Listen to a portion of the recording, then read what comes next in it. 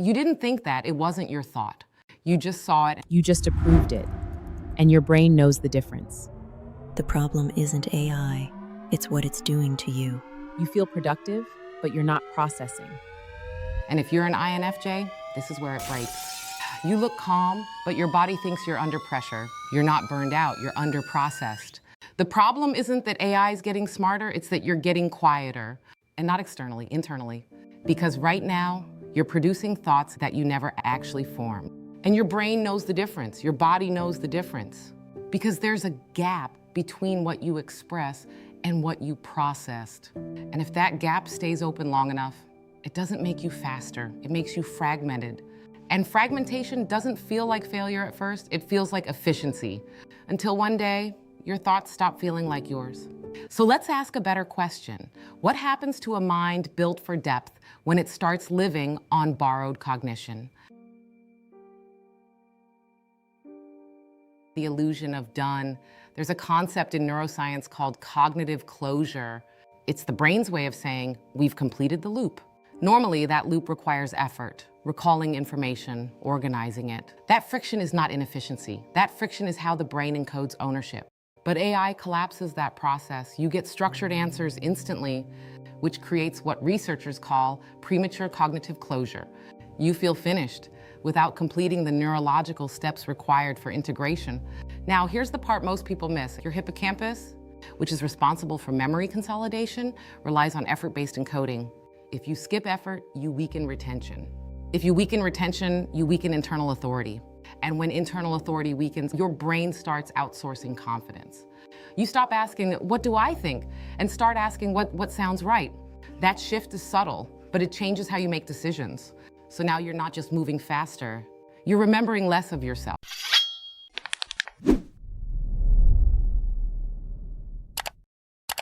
INFJs don't just consume information, you compress it.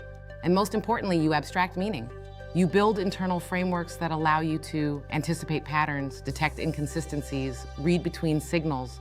This process depends heavily on something called the default mode network. This network activates when you're alone, you're reflecting, you're not externally focused. It's where identity is constructed, emotions are resolved, patterns are synthesized. And here's the critical detail. The DMN does not activate under constant input. It requires cognitive spaciousness. That's why you need silence. That's why 15 minutes alone can reset everything.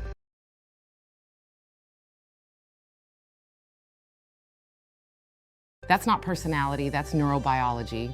The DMN is also responsible for future simulation, meaning your ability to anticipate outcomes comes from internal quiet. So when you reduce reflection, you don't just lose clarity, you lose foresight. So what happens when your brain never gets the signal to go inward? What decision are you delaying right now? AI tools are high-density input systems. They keep your brain in what's called task-positive network dominance. This is the mode for execution, problem-solving, rapid response. The problem is this network actively suppresses the DMN. They don't run together efficiently.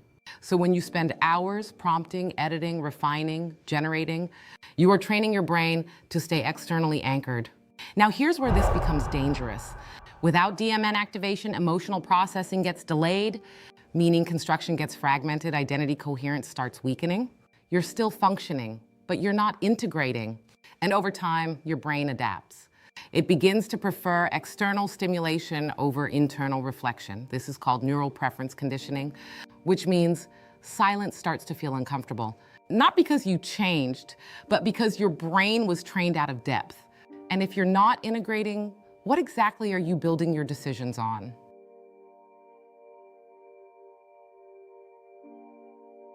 Now we layer in physiology. There's a concept in psychology called emotional labor, more specifically surface acting. That's when your external behavior does not match your internal state.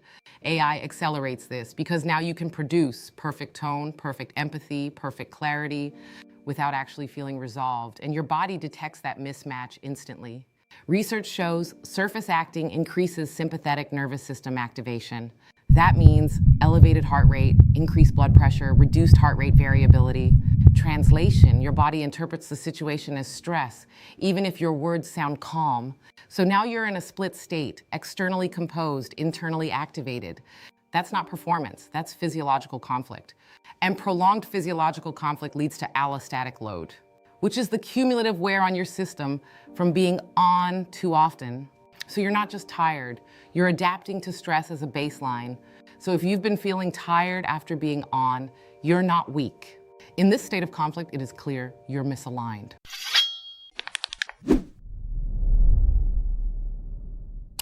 Let's name what this becomes over time: biometric debt.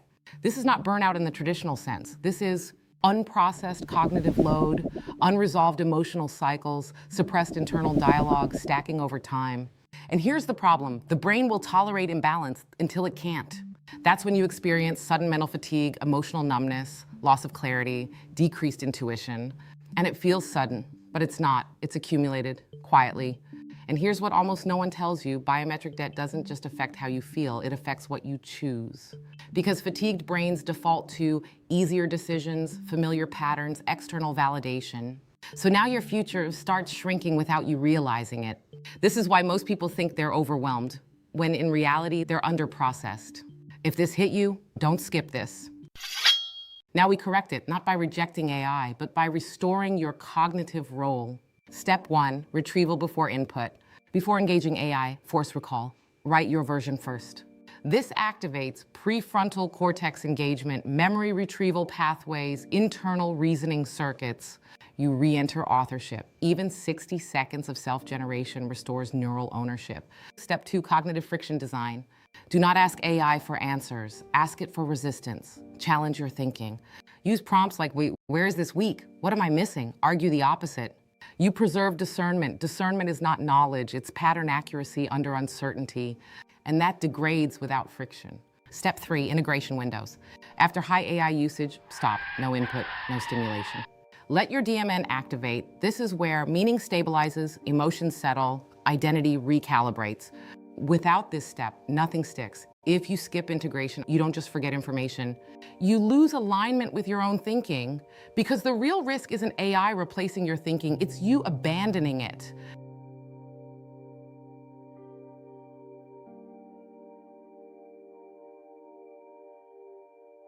AI is not the problem. Speed without integration is. And right now, most people are optimizing for output. But INFJs, you were never built for output alone. You were built for interpretation, for meaning, for depth. Which means in this new environment, you don't need to compete on speed. You need to protect your ability to see clearly, because the people who maintain clarity, that will always outpace the ones who just produce. And clarity is the one advantage AI cannot simulate. If this shifted something for you, stay here, because this isn't about using AI better. It's about staying intact while everyone else speeds up.